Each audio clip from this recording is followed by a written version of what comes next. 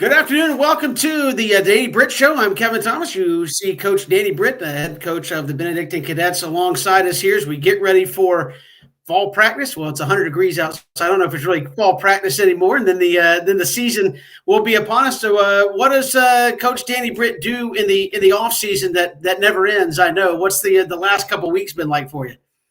Oh yeah, it's been pretty busy. Obviously we got July 4th week off, which is always nice that that they mandate that and force us all to take some time. And but then it gets really busy after that, and we've continuously had our workouts pretty much 8 to noon every day.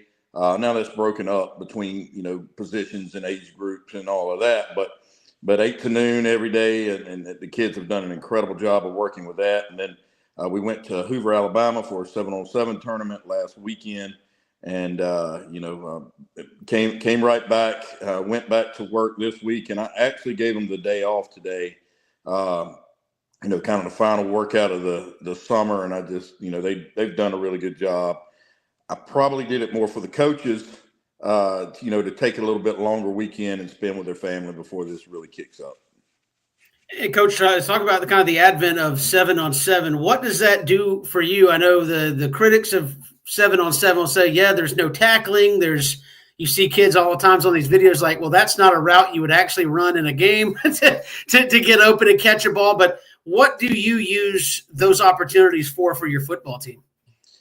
I'll be honest with you, I hate 7-on-7. I despise it. We do it against each other a lot all June, in the mornings, and that works well because we're actually working on what we do. And, and actually Coach Phillips will be like, hey, Coach Houston, show me this coverage. And, and we'll do it, and we'll work, and we'll get better. I like going to the, we've gone to Hoover for, I think, 7 years now. One, they run it very well. It's an invite only for the most part type thing. So most of the teams are running what they run. It still gets annoying because, people start, they don't use the regular linebackers. They've got all DBs in the game. They've got, you're playing, four across deep in the back. You get to 3rd and 15 because, it's every 15 yards and everybody drops back to the 15-yard mark, and, just things. And then offensively, it gets really ridiculous. Like we watched a guy last week run.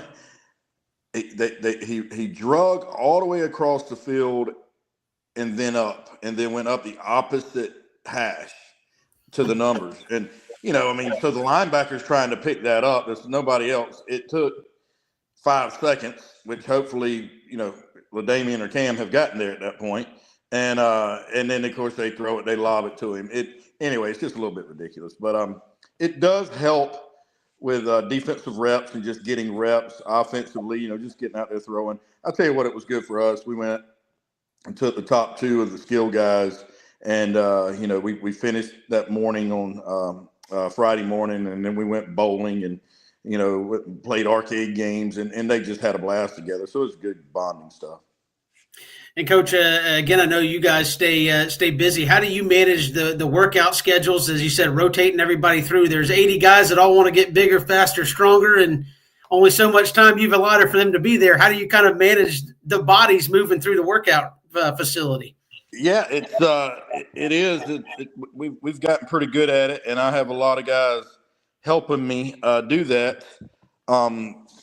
We bring in some extra strength coaches during the summer. Henry Myers and then Sean Holsey come in and have always helped us in the summer. Help Coach Reich. But what we'll do, here's how we do it. We go 8 to 9. The incoming freshman football players come in and lift, and we separate them because some of them have never picked up a weight.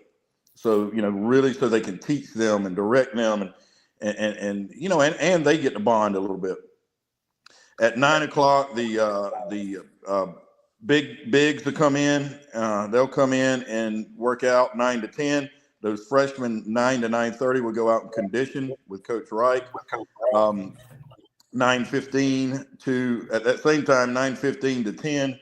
these skill guys come in and do football. Whether it's 7-on-7 or working individual, whatever we're doing. At 10 o'clock, they go in. The skill guys go in and work out, and the bigs come out and condition, and then do football for 30 minutes. Then we'll work the freshmen along at that same time with football stuff, and then the skill guys at the end come out 11:30 to noon and condition. So you mentioned, Coach, kind of the last workout yesterday for you guys, extended weekend for you guys. When does it feel like football season for you? Is it right after July 4th when it's go time, building up towards the season, or does it really not feel like football until you get closer to that scrimmage and you're like, okay, we've kind of got our team where we want it? And when does it start to feel like football for you? For me, it's that Monday morning of July 4th. I don't sleep well. I wake up and my wife knows. I think Lady, my dog, even knows, like, okay, things are different now. It's time to go to work. And so it's that Monday after July 4th, dead week. It's like, okay, here we go. It's time. And again, you have mandated conditioning period, the acclimation period from the state of Georgia. Then you go, I guess, into a shells period before you can go to live contact? Kind of walk us through the timeline of your next couple of weeks of how you kind of build up for the season here. Yeah, so next week is actually the boys kind of almost considered an off week because compared to what we've been doing, you can't do as much. You can only do 2 hours a day, and it's helmets only. I understand it completely with what we've done. I mean, we've been doing that for 2 months now. I wish we could go on in and practice football, but it is what it is. We'll comply, of course, and so. We have helmets only practice starting Monday of next week, 6 to 8 a.m. in the morning. And then for 2 of those days, we'll have a youth camp coming in, which the players will help with that. All the coaches will help with that on Tuesday and Wednesday. They've got at the end of next week, they've got some school stuff, especially the freshmen, just kind of getting it started, introducing them to some things, not actual school, but, where their parents come and that sort of thing. That's pretty much it for next week for that. Now, next Thursday, we have our State of the Union steak dinner, which is Knights of Columbus. So everybody, want to get to that. That's always a fun time. I got several other things going on around, that sort of thing. And then the next Monday, it gets really real. We'll come in 6 in the morning with a half shell practice before the teachers start their, preseason stuff or preschool stuff. And then we'll practice again later that afternoon, and that'll be full metal jacket, as they say. We'll put all the pads on and get after it. And then, of course, now you have to alternate. The next day will be a 1 practice, which is 6 in the morning. Wednesday will be 2 practices. Thursday will be back to 1, and then Friday will be 2 again. And again, this time of year, Coach, and I know you have talked to Christian and I about this, like this time of year, it's obviously about hydration, but you really don't play in these type of conditions except maybe the first couple of weeks, and then it starts gradually cooling off a little bit. Talk about preparing to play football in a sauna, and then you get into late September, October, and now you're dealing with, as we know in the playoffs, a couple of weeks where it gets awfully crisp out there on the field, let's say. Right. Well, we first got to prepare for that heat, and we've been out there doing it over and over again. Actually, next week, I've always done the helmets only 6 to 8 a.m. One, the kids love it. Just to, it's over with, and then they'll have their day. But 2, you don't have weather issues at 6 in the morning usually. I mean, it's very rare. So what we're actually going to do, we talked about it, is Thursday and Friday of next week, kick it to 8 to 10 so that we do get a little bit more of that heat. And it's not just playing, because once school starts, we can only practice in the, evening after school, which is 4 o'clock. So it's really hot. So it's almost as much preparing for practice as it is preparing for a game. We're chatting with Coach Danny Britt here as we count you down towards the high school football season, which will be here before you know it. We'll step aside. Before we do, I want to announce we have a new presenting sponsor for BC football. Cash and Carry going to be with us this season, presenting Benedictine football here on Watch BC Sports. And we'll come back. We'll talk about what to look for from this 2025 edition of Benedictine football. We come back here on the Danny Britt Show.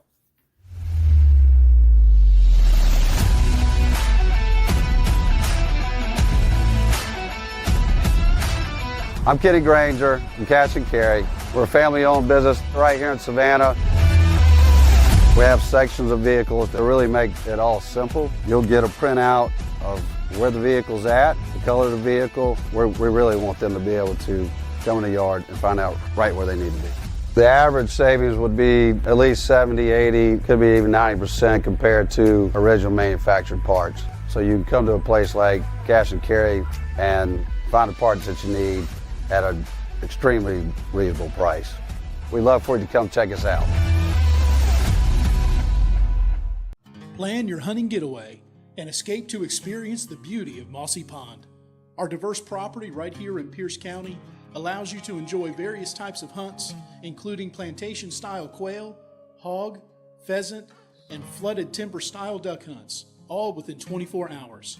At the center of it all, experience scenic, rustic, beautiful, and inviting amenities like luxury lodging, our first-class pro shop, fine dining, and the perfect event space. Book now and see why Mossy Pond Lodge is Georgia's premier hunting paradise. Welcome to Sandnat Golf Carts, where luxury meets quality. We offer a wide selection of top-notch custom golf carts to suit your every need. With our extensive inventory, you're sure to find the ride of your dreams. Plus, our flexible financing options make it easier than ever to drive one off the lot today. Whether you're cruising the neighborhood or joyriding with the family, Sandnat Golf Carts is here to provide exceptional service every step of the way. Visit us today to elevate your ride. Criminal defense, family law, DUI, and divorce. You need representation. The one to call is Savannah's own Jonathan V. Dunn, PC, attorney at law. Voted a Thompson Reuters super lawyer consecutively since 2023. Online at jvdattorney.com. Bowtie Barbecue has always been a work of passion. It takes time, skill, and a blend of perfect temperature, wood, smoke, and meats. We just took it up a notch. Taste the passion. Bowtie Barbecue, 6724 Waters Avenue, Savannah. Welcome back here to the Danny Britt Show. Kevin Thomas and Coach Danny Britt as we count you down towards the 2025 high school football season. And, Coach, obviously you get excited with every new season with new guys that are coming in. Before we talk about some of the guys that you're leaning on, tell us about some of the guys that are going to be some new faces that maybe got a little bit of playing time last year that you're kind of expecting some good things out of and kind of seeing what they do over the next 3 or 4 weeks. Yeah, well, there's a huge number of guys that we're excited about and have worked really hard. I guess we'll start defensively. Jonathan Black is a rising sophomore that has started at corner through spring and through summer. He had a little bit of a hammy issue at 707. Hopefully we can get him healed up very quickly. But very athletic, good-looking kid that has done a really good job there, and excited to see what he can do in that spot. Rasheem Jackson and Jaden Houston at linebacker spots, which they played last year some, but not they're going to be rotating in at starting roles and excited about what they'll do there. So just really cool. Of course, LaDamian Guyton's new to us. Everybody will know about him. I'm sure we'll talk about him later, but certainly excited to see what he's got. Cole Schumann at a linebacker at our Buck will have his opportunities this year, and then an entire offensive line of new people. So Colin Ward, who transferred in, to Reef Leonard, who's a rising sophomore, just a group of guys that we're going to depend on a lot. I bet for you talk to certain coaches, 4 weeks may not be enough, especially for the offensive line. Like, who are these guys? How do they mesh together? How do they figure it out? And that's always been a big staple of you guys' program is you got to be tough, you got to be physical, and that's been a big winning point for you guys. Definitely has. And, we got a new coach in where Coach Coleman has moved to more of assistant head coach role and special teams coordinator, doing a lot across the board.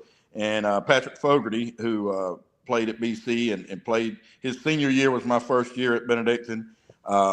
He played in college and has gone and coached in college for 5 years. Well, we were able to hire him back to us, and he's done a good job really working these guys and molding them together. So it's going to be exciting to see who wins out in those top 5 spots there. As I say, probably an important focus for you guys because, correct me if you could tell me I'm wrong, this might be the fastest skill set guys as a group that maybe you've had at Benedictine across the board. And that's saying something, I know, but that's saying a lot because we've had some guys that could roll, but probably as a group, yes. Certainly when you mix in the quarterback there as being one of them, yeah, it's definitely a very, very, very fast group. Obviously, they won the state championship in the 4x1 and the 4x2, so it's a fast group, and if we can get them out in the open, we can do a lot of damage. The relays that Stephen was in, I was like, Coach kept saying he could run. I was like, then you saw the video, I'm like, oh, he can really move. I mean, I guess a lot of people still don't appreciate how well he can move at quarterback. They don't. I mean, he can absolutely fly, and he's a very, very athletic kid. You ought to see him dunk a basketball. It looks a little silly. I mean, he's extremely athletic young man. Well, speak to that, Stephen. Obviously, came back late in the season from injury. How's his offseason been? I know he's been on the recruiting trail and getting ready for his senior season, but how's kind of his offseason gone? Well, first of all, I want to say the entire offseason has gone very well for the whole team. Coach Reich, who's our strength coach, and I met in January. I said, we have to get stronger with the schedule we have, competing against. We have to get stronger. We have them in PE class working out, but we felt like we needed to do it better. So we went to early morning workouts with the football team, and we truly got stronger. We have a system like most places do of making Iron Cadet Elite, and you have to bench, squat, clean X number, and to be either cadet or elite. Last year we had 14 guys there, which was a little disappointing. Was not enough. This year we had 37. So really got stronger as a whole. Stephen himself, same thing. He's gotten stronger, completely and totally healed from the injury. Thank God for that. And arms stronger than ever. He's stronger than ever. So he's been really excited about what he's been able to do. And of course, he played basketball and ran track too. He's an athletic guy that likes to play sports. Coach, what's your prospectus, I guess, for your special teams? I know you've had a guy that was pretty good at doing all things for you the last couple of years. What are you looking at along your special teams here the next several weeks? So we went, my Coach DePhillips and Coach Coleman went recruiting from the soccer team, and two guys. One actually played as a freshman, was a much smaller kid then, and ended up just not playing, and went to soccer only. And we got those two guys, and they came out in the spring, very, very strong legs, learning, how to kick and punt a football. It's a little different, but Coach Pat Parker's been working with them, but very excited about them. I mean, they hit 47, 48-yard field goals in the spring, kicking it in the end zone. Punting's a little different. That takes a little more time to kind of get accustomed to, but they, got better at that. So, two guys that are, they're excited to come in and challenge for those roles. Talking with Danny Britt here, and you mentioned on defense, we'll talk about him now. Mr. Guyton, a young man that is obviously well known around the Savannah area, and I think a lot of people, as you said, are going to know him really quickly, as he was rated the #1 player in the country for the class of 2027. So anytime you get that on your team, you get excited, I would imagine. But just talk about what you've seen from that young man up close and personal thus far. Yeah, I mean, it's just you see what 5-star looks like. I mean, it's just different. It's beautiful. He's coming off a shoulder injury, which he had surgery immediately after Christmas, and he'll be fine. So we did a lot of training with the trainers, the physical therapists, which is Coach Ed Livingston, and they put them on these trackers, these machines that is all computerized, and it gives you out the readings. And he kept sending me stuff going, this is in a high school. This is rated NFL. It's like professional athlete status, because that's what he's unique. I'll tell you something very cool about him. He is very dialed in and focused when it comes to football. And I'll give you an example. Obviously, he's listening to the coaches and learning the new system and all of that. But I put him at a wing on X-point field goal. And he, the next day he was like, Coach, is this technique right? He was really dialed in on working that. And that says a lot, because a lot of times guys at that level, they don't bore me with special teams, or anything like that. He wants to do it exactly right and really dial in. So, that can make him very special. And a lot of times, as you know, Coach, at that level, if you can physically dominate every night, technique goes out the window, sometimes maybe to their detriment. It does. And a lot of times that hurts guys when they do get to the next level, because they just done whatever they wanted to do. But he is dialed in on learning how to do things, getting better, works really hard at that. And, I was a little worried at first, because it just kind of seemed, kind of out on the side, but now he's dialed in with the guys and us coaches and, having fun. So I'm excited to have him for sure. Well, Coach, I know it's a ways away, but it gets here quick. You got a scrimmage with Camden, and that kind of leads you into the season where, as you said for the last several years, look, we want to play excellent competition. Camden, a lot of people are talking big about them in 6A this year, and then you go to Colquitt County, and Buford comes to Savannah right there 3 weeks in a row. So once again, out of the gate, you're not holding anything back on your team to kind of see where they stand. No, and again, I'm fine with that. I wish we could get a couple more games, a little more reasonable. But I'm fine with running that gauntlet. I think, certainly the beginning of the year, and then see where we're at.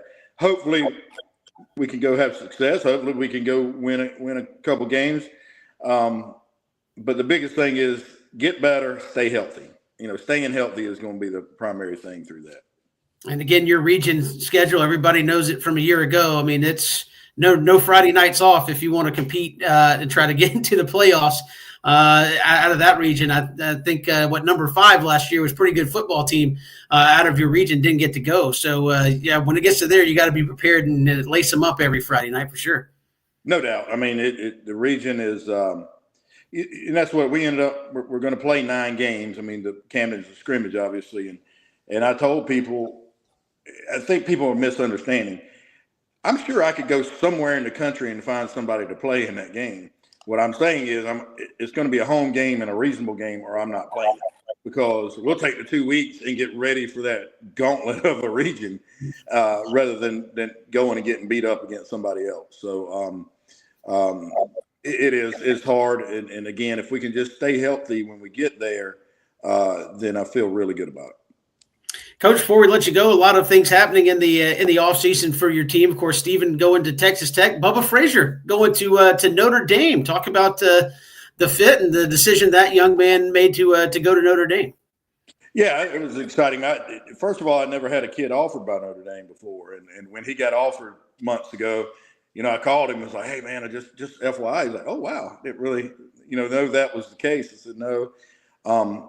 And he was excited about other places, but when he went to Notre Dame, he called. Well, actually, his dad called me, and just excuse me, sorry, Big Chris had called me and said he really likes it, Coach. And I said, "Well, tell him to call me when he gets a chance." And I think he wanted to commit immediately, and he took a little time, a day or two, and then said, "Yeah, it's fit for me." And everything about it, the fact that it's, a Catholic school, the head coach is just an up-and-coming guy who's just everybody raves about. I mean, and apparently is exactly what he appears to be. A lot of the guys that, kind of give that, players coach, squeaky clean image aren't really that. It's just an image. But everybody I've talked to says, no, that is who that man is, and he's real. Kids love that, So I think it's a great fit for Bubba. Notre Dame, I mean, there's not much bigger name than that, if any. So I'm super excited for him. And then, of course, never had one offer, never had one committed to Notre Dame. So they actually, his dad brought me back a T-shirt for it. I wore it the other day on the boat. Well, Coach, again, I know Mekhi Williams goes to App State there as well. So before the season starts, you've got 3 of your big-time players already kind of got that out of the way, so to speak, and ready to go for football. Yeah, definitely. We got those guys. I mean, you got Stephen going to Texas Tech. You got Bubba going to Notre Dame. You got Mekhi going to App. Cam going to Clemson.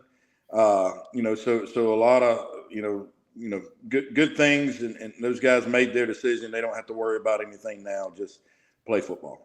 And Coach, finally, since we talk about former players a lot on the Danny Britt show, not football related, you did have a former player drafted in the MLB draft a couple of days ago, and Justin Thomas, and you said, hey, he's a heck of a football player, but he loves baseball, and obviously it paid off for him. Yeah, definitely. He got drafted by the Astros, and super excited for him. Watching him through the College World Series, and I had to go up to a bar to get the game. And I was up there, and it's a different place than I've ever been because I was staying somewhere else at the moment. And I went up there, and then people started figuring out. I'm like, this kid played for me. I had the whole bar watching. They didn't even know who the heck he was, and cheering for him. So it's so much fun. What a great kid. What a great athlete. And I'm super excited for him. I'm not sure if I don't know if he'll take it, sign with them or go back and try it again next year. I'm not sure how that's going to work, and I haven't heard from him. So, but I mean, super excited that he got drafted. Yes. Coach Danny Britt, our guest here on the Danny Britt Show. As always, Coach, the season will be here before you know it. Appreciate you spending a couple minutes with us here this afternoon. Thanks so much. Yeah, appreciate you guys. Join us again next time here on Pizza Watch. and Wings is one of Savannah's most popular. Could be the New York style pizza, or the pasta, or sandwiches, or wings. Whatever you choose, Cool Vibes has their own unique style. Check them out at 4501 Montgomery Street, Savannah. When it comes to blocking all the obstacles that life throws your way, let Vernon Williams and Auto Owners Insurance help you dodge the hits, analyze the playing field, and run the ball all the way home.